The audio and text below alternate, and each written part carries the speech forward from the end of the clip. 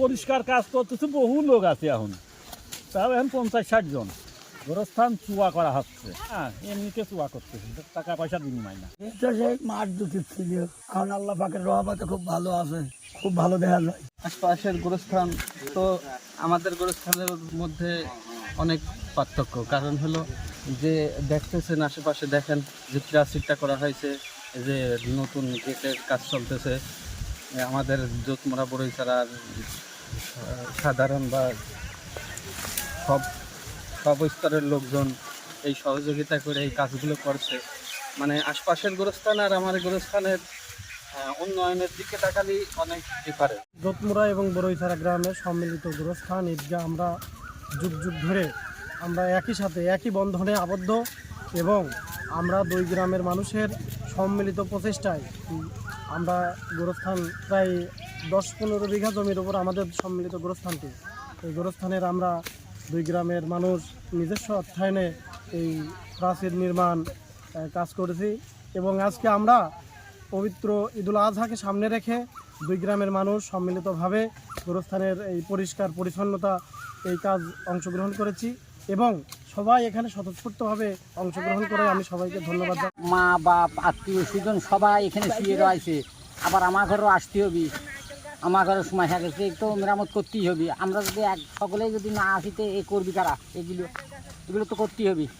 প্রত্যেক ঈদের আগ মুহূর্তে আমরা নিজেরাই যৌথভাবে গোরস্থান উন্নয়ন জন্য আমরা পরিষ্কার পরিচ্ছন্ন কাজ করে থাকি। আমাদের এলাকাবাসী কোনো টাকা পয়সার বিনিময় না, আমরা স্বইচ্ছায় নিজেদের প্রতিষ্ঠান নিজেরা সবাই মিলে যৌথভাবে আমরা এই কাজগুলো করি। ভালো লাগার বিষয় হলো যে অনুভূতি প্রকাশ করতে গেলে যেটা বলতে হয় যে যুগের পর যুগ, কত যুগ হবে আমি জানি না, তবে যুগের পর যুগ আমরা দেখে আসছি জোতমরা এবং বড়ইছাড়ার মানুষ একই সূত্রে গাঁথা, এবং এই একটাই মাত্র গোরস্থান। জোতমরা বড়ইছাড়া সর্বস্তরের মানুষ স্বতঃস্ফূর্তভাবে জোতমরা বড়ইছাড়া গোরস্থানের পরিষ্কার পরিচ্ছন্নতার কাজ ইতিমধ্যে শুরু হয়েছে। আপনারা জানেন জোতমরা বড়ইছাড়া সর্বস্তরের মানুষের নিজস্ব অর্থায়নে এই জোতমরা গোরস্থানের প্রাচীনের কাজ শুরু হয়েছিল। গত জুলাই 2025 থেকে শুরু করে আজ 2026-এর মে মাস পর্যন্ত এই কাজটা সমাপ্ত করা সম্ভব হয়েছে। আমরা জোতমরা বড়ইছাড়ার মানুষের যে এই কষ্টার্জিত টাকা 18 লক্ষ টাকা দিয়ে এই গোরস্থানের কাজ করতে পেরেছে, এই জন্যে আমি জোতমরা বড়ইছাড়ার সমস্ত মানুষকে আমার পক্ষ থেকে শুভেচ্ছা ও অভিনন্দন জানাচ্ছি।